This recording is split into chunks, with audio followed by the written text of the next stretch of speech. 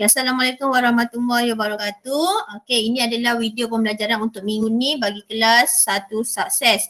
Okay, cikgu tahu para pelajar telah melihat video minggu lepas, iaitu kita berhenti di carta pi dan para pelajar kumpulan 2 telah laksanakan carta pi, manakala pelajar kumpulan 1 diminta melihat video. Jadi hari ini video untuk pelajar kumpulan 2 dan mana-mana pelajar kumpulan 1 yang tidak hadir boleh melihat video ini ya. Okey, kita akan teruskan dengan membuat ataupun membina data, mewakilkan data, dan ini adalah contoh carta yang keempat yang kita belajar, iaitu carta ataupun graf plot titik. Okey. So kalau cikgu nak kamu tengok macam mana cikgu buat dahulu, nanti kamu akan boleh buat sendiri. Okey, first kali awak kena tahu dia ada 20 buah bandar utama kat sini. So mewakili 20 data. Pastikan ada 20 data di sini. Okey, jadi apa perlu kamu buat? Okey, untuk graf ini dia akan bagi satu garis panjang macam ni dan kamu diminta untuk menulis nilai paling rendah. Nilai paling rendah kat sini adalah 29. Okay, dan nilai paling tinggi sini ialah 36. Jadi kita akan buat senggat macam ni ataupun kita bahagikan garis ini. Okay, mengikut ukuran yang sama besar lah. Okay, kamu boleh menggunakan pembaris. Okay, kita tulis 30, 31, 32, 33, 34, 35 dan 36. Okey, janji kamu buat yang paling rendah dan buat paling tinggi dan bahagikan mengikut panjang yang sama. Okey, untuk graf plot titik ni ialah cara dia ialah bila kamu baca ni nombor 29, kamu tandakan titik macam ni. Okey, 32 kamu tandakan titik macam ni. Okey, 30, 34. Okey.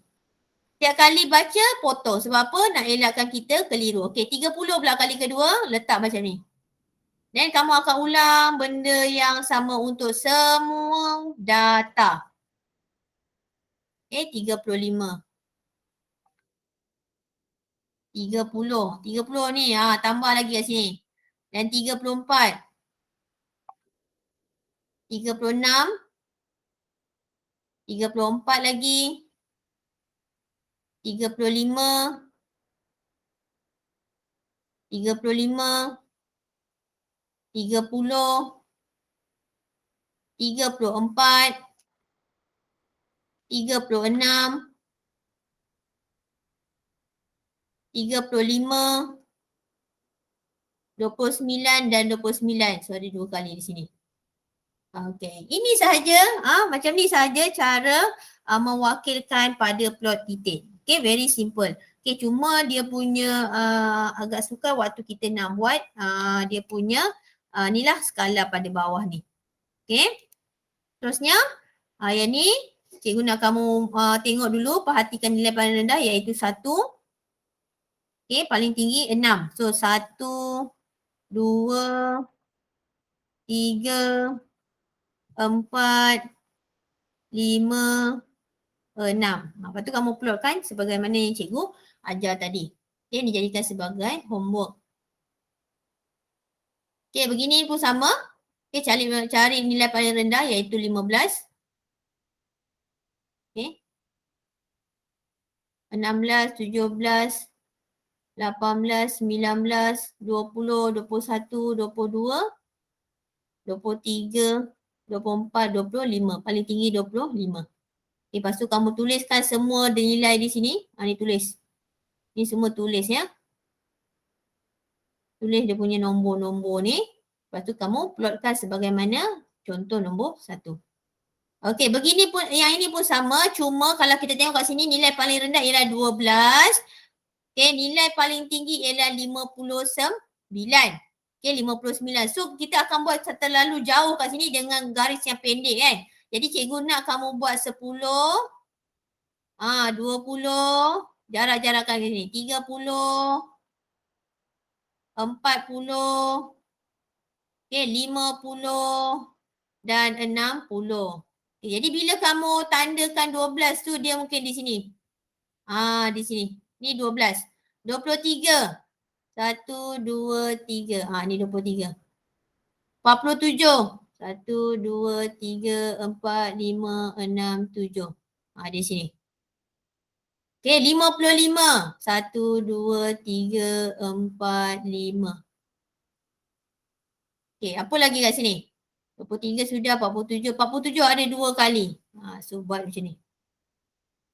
So, semua data di atas ni, okay, telah kita buat pada skala plot titik macam ni. Nampak dia tak sama baris kat sini. Sebab nilai dia terlalu jauh dan berbeza-beza, jadi kita buat seperti ini. Jadi kamu siapkan,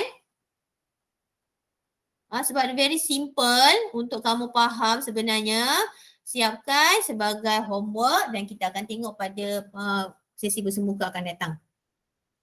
Okey, kita pergi ke soalan nombor 5. Okey, yang ini adalah perwakilan data plot batang dan daun. Okey. Okay, sebenarnya data yang kamu jumpa daripada soalan pertama adalah data yang hampir sama saja. Okey, tak terlalu complicated. Cuma kita hanya membezakan menggunakan pelbagai jenis perwakilan sahaja. Okey, untuk plot batang dan daun kita ada data seperti ini dan dia akan buat petak garis seperti ini. Dan kekunci dia. Yang ni cikgu akan ajar kekunci dia ya. Okey, so mula kat sini ini adalah kita letak dia batang. Dan sini adalah daun. Okey, kenapa dia guna batang dan daun? Okey, sebab kat sini batang ni menunjukkan pangkal nombor dia. Okey, for example cikgu ambil 29. Okey, so 2 ni kita akan letakkan dia di sini. Okey. Lepas tu kita ada nombor apa? Nombor 3. Sini. Kita letakkan 3. 32, kita ambil 3 tu di hadapan. Okey, jelas ya kat situ ya. So now apa nak dibuat dengan yang di sini? Okey, jadi kat sini kita akan ambil dia punya ni yang hujung dia ni. Nombor yang kedua ni untuk diletakkan di bahagian sini. Okey, so for example cikgu akan mulakan dahulu dengan nombor paling rendah 29. So kat sini 29 hanya ada satu sahaja. Nilainya iaitu 9 lah. Okey, so 9 di sini 29. So sini 29. Tulis lagi 9. Okey, so sini pun ada 29. Tulis lagi 9. So menunjukkan bila kita baca 29. 29. 29. Ada berapa kali? Ada 3 kali. Okey, itu maksud dia. Okey, sekarang kita beralih kepada 30. Okey, kalau kita tengok kat sini 30 ni dia ada hujung yang pelbagai iaitu kosong. Okey, kita ada nombor 2, ada nombor 3, ada nombor 4, nombor 5, nombor 6. Ada lagi tak? Okey, tak ada ya. So ada daripada kosong. So kita standby tu dekat sini kosong. Okey, paling rendah kita ambil iaitu 30. Tulis 30. Ada apa lagi 30 ni? Tulis lagi 30. Okey, tulis lagi 30. Okey, tulis lagi 30. So bermaksud 30 ni ada berapa? Okey, ada 4. Okey, 30 ni ada 4. Okey, sekarang kita beralih kepada 32. Okey, ni 32. Tulis 2 sini. 32. Okey, ada lagi 32. Okey, tiada. Okey, kita balik ke 33. Okey, 33 tulis. Okey, 33 ada lagi tak? Oh, tak ada. Dan kita bergerak ke 34. Tulis 4. 34. Tulis 4. 34. Tulis 4. Okey, 34 lagi. Tulis 4. Dan kita teruskan dengan 35. Okey, 35 ada 1, 2, 3, 4. So ada 5. 1, 2, 3, 4.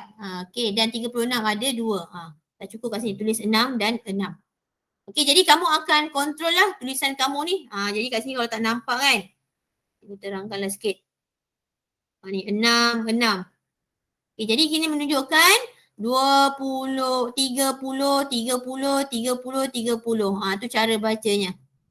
Okey, ini dah selesai dah kita punya plot batang daun dah tu. Dah selesai. Jadi kita akan tulis kekuncinya di sini. Okey, iaitu 2. Okey. 2 okey, kita tulis macam ni 29. Okey, kita tulis seperti itu. Ya, cikgu semak dulu betul tak?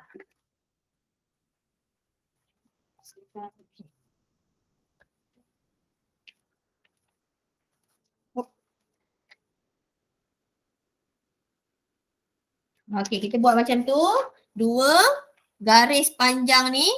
Garis panjang ya, bukan macam pendek je, panjang kan. 29 menunjukkan. Awak tulis macam ni, menunjukkan 29 darjah Celsius. Kenapa darjah Celsius? Sebab dia cerita pasal suhu. Dia cerita pasal suhu. Okey, itu namanya kekunci. Okey, boleh ya? Kita pergi soalan seterusnya. Okey, masih data yang sama tadi. Okey, kat sini.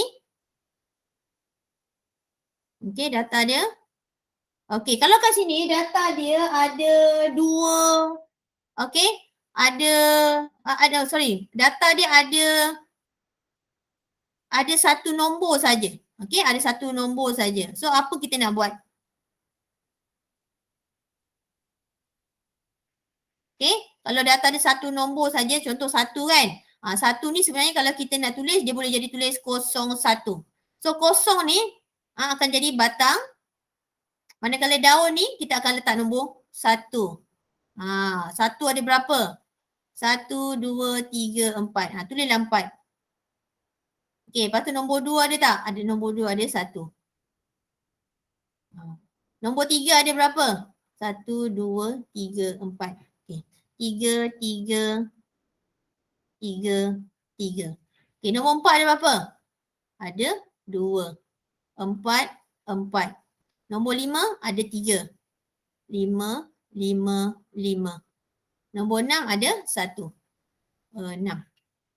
Okey, jadi kekunci dia kita tulis sini 0, 1 sebagai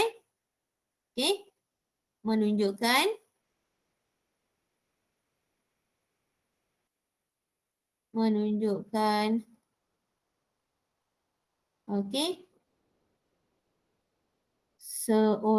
satu pelajar, menunjukkan satu pelajar. Menunjukkan satu pelajar. Okey, itu macam tu. Okey. So, ini cikgu tinggalkan untuk kamu sebagai homework. Okey. Kalau kat sini pangkal dia ada banyak, contoh 1, 2, 3, kamu pun kena susun ikut dia punya nombor yang akhirnya. Okey, macam tu. Ikut pada data yang diberilah. Okey, kalau macam ni kan ada nombor 1, ada nombor 2, ada nombor 3, ada nombor 4, ada nombor 5. So ni banyak sikit lah. Kita nampak keadaan batang dia banyak. So kat sini bahagian daun kamu kena ambil mengikut urutan dia lah.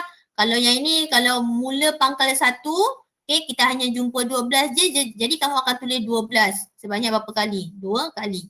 Kalau nombor 2, ada apa? Nombor 22, 23. Jadi kamu akan tulis di situ. Okey? Kamu akan tulis di sini. Dia punya hujung nombornya. Dan jangan lupa tulis kekunci. Kekuncinya menunjukkan apa? Okey. Kekunci menunjukkan apa? Markah merit. Kamu tulis situ. Kekunci awak pilihlah mana-mana nombor. Mungkin awak nak tulis 1 dan 2. Okey, kalau kamu tak tulis 1 dan 2, kamu mungkin boleh ambil apa-apa nombor di sini. 2 dan 5. Okey, menunjukkan markah merit. Okey.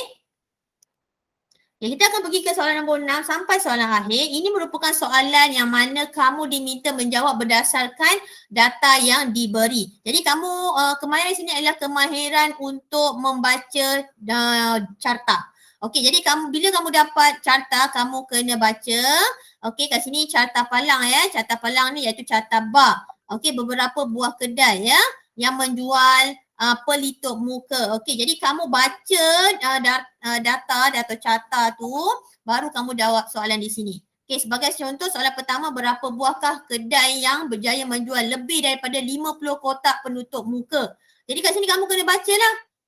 Mana kedai, kat sini kedai dia jual 70, yang ini 80, yang ini 30, yang ini 40. Sekarang soalan dia tanya ke berapa banyak kedai yang menjual pelitup muka lebih daripada 50. So ada 2 kedai di sini. So awak tulis di sini 2 kedai. Jadi kamu menjawab berdasarkan apa yang kamu baca pada carta yang diberi. Okey, contoh soalan kedua, berapakah jumlah kotak pelitup muka yang dijual oleh keempat-empat buah kedai itu? Jadi kat sini dia kata jumlah face mask.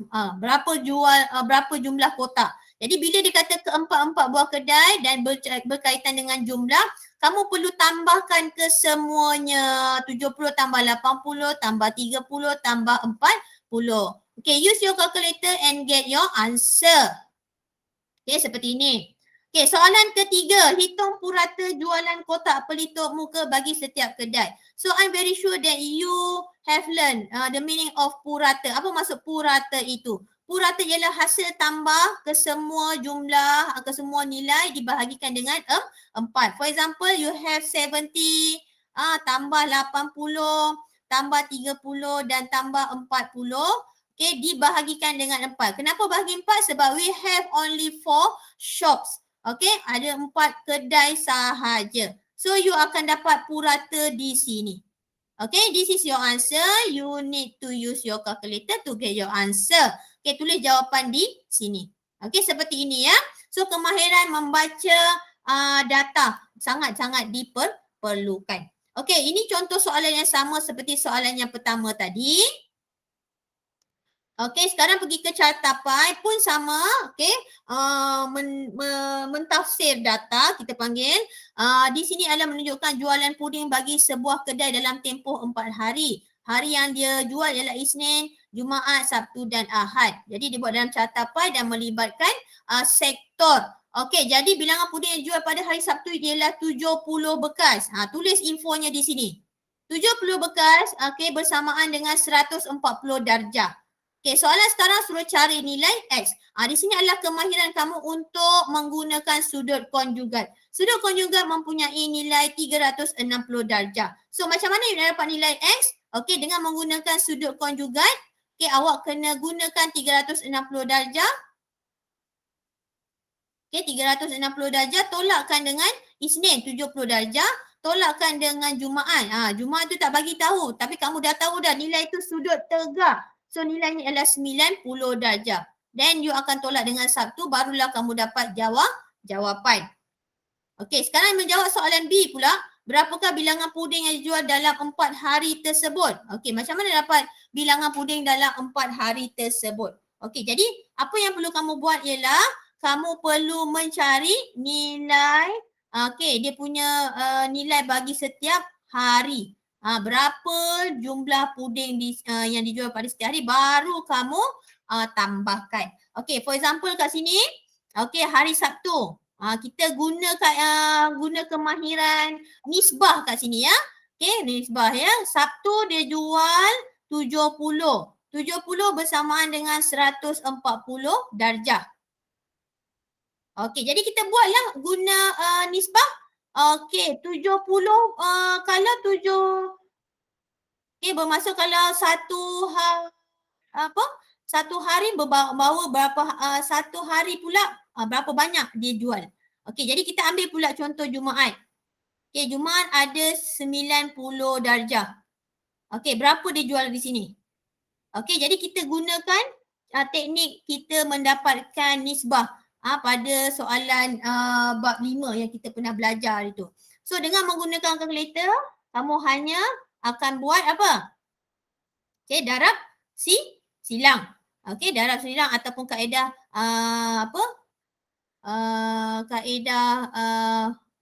perkadaran. Okey, yang kita belajar pada bab 5 guys tu. Jadi untuk mendapatkan nilai yang dijual pada hari Jumaat pula, okey, kita buat seperti ini. Macam mana dapat jawapan dia? Jadi kita akan darab silang lah. 70. Okey, kita darab dengan 90 darjah perkan dengan 140. Okey, berapa yang kita akan dapat di situ? Okey. 70 darab 90 bagi 140. So kita akan dapat sebanyak 45 bekas. 45 bekas. Ini 45 bekas.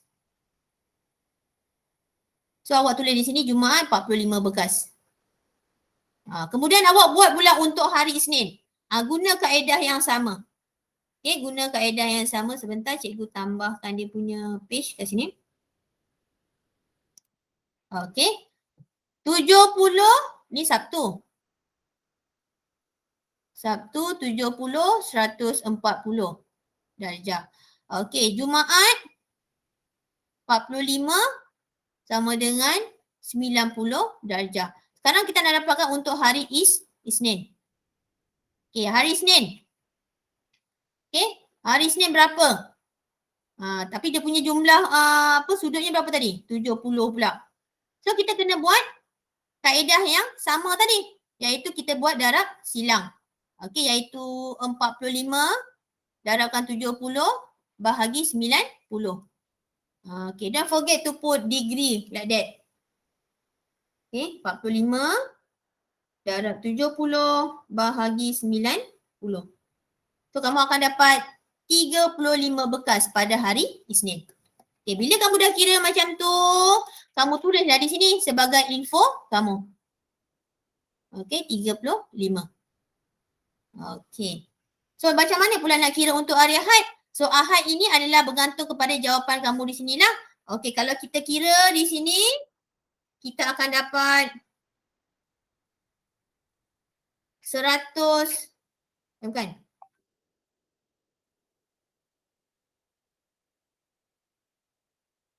Kita akan dapat 60 darjah, iaitu mewakili nilai X, iaitu pada hari Ahad. 60 darjah ya. 60 darjah ya, bukan 60 bekas. Okey, jadi kita akan guna 60 darjah itu untuk dapatkan hari Ahad pula. Okey, jadi kita ambil berapa untuk hari Ahad? Sama dengan 60. So kita guna keadaan yang sama. Okey, 35 kita darab silang. Darab 60, 35 bekas. Darab 60 dibahagikan dengan 70. So kamu akan dapat nilai hari Ahad, iaitu